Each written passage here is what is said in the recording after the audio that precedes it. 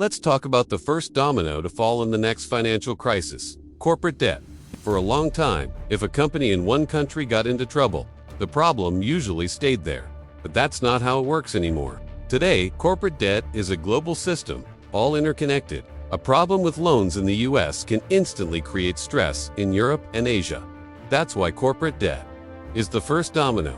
When companies get into trouble, they stop investing, freeze hiring, and even cut wages. This hits households hard, and governments often have to step in. Global investors see this happening and pull back everywhere, making things even tighter for everyone. To really get what's going on, we have to look at how this debt is structured, not just how big it is. After the 2008 crisis, interest rates were pushed to rock bottom. This era of easy money changed everything. Companies all over the world borrowed like there was no tomorrow. In the US, they used cheap cash for stock buybacks and takeovers, prioritizing shareholder returns over stability. In Europe, firms loaded up on bank loans with very few strings attached. And across Asia, companies borrowed heavily, often in foreign currencies, leaving them exposed to currency swings. This has left the entire global corporate sector incredibly fragile. Even a small rise in interest rates or a slight change in investor mood can now have huge consequences. One of the scariest results of all this borrowing is what we call the global maturity wall. A massive amount of corporate debt is set to expire between 2025 and 2026. And not just in the US, Europe has its own wave of loans coming due, right as its central bank is pulling back support. In Asia, Chinese companies are facing huge refinancing pressure, and companies in emerging markets who borrowed in dollars are getting squeezed as the dollar strengthens. The real danger here is the timing. Everyone needs to refinance at the same time, which means the demand for cash will skyrocket just as it's becoming scarce. At the same time, a key health metric for companies, their ability to cover interest payments with their earnings, is getting worse everywhere. As profits struggle to keep up with rising interest costs, the risk of defaults grows, and that risk can spread like wildfire through the global financial system. So, why is this cycle so much more dangerous than before? 2 words: private credit.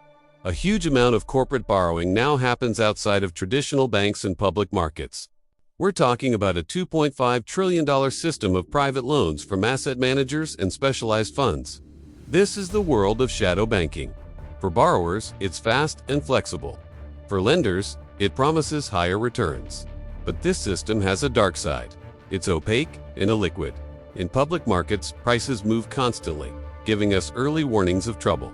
Private credit has none of that. Problems stay hidden until it's too late, and then losses appear suddenly. Compounding this risk is the rise of covenant-light loans. Covenants are supposed to be safeguards, rules that let lenders step in if a company's finances start to weaken. But today, most loans, especially in the booming leveraged loan market, have stripped these protections away. Companies can take on more debt, pay out big dividends, and make risky acquisitions without anyone stopping them. This means financial problems can quietly build up until a crisis forces a sudden, painful reckoning. And this isn't just a US problem. Covenant-light lending has gone global, from Europe to Asia. This sets the stage for a synchronized, worldwide credit shock, not just isolated failures. When you put it all together, the legacy of easy money, the maturity wall, and the hidden risks in private credit and covenant-light loans, you see why corporate debt is the trigger. It's the most sensitive part of our financial system and the fastest way for stress to spread globally. A wave of corporate defaults puts pressure on governments, hurts households through job losses, and causes investors to pull back, creating a vicious cycle. Corporate debt isn't just about numbers on a balance sheet. It's a systemic warning sign for the entire global economy.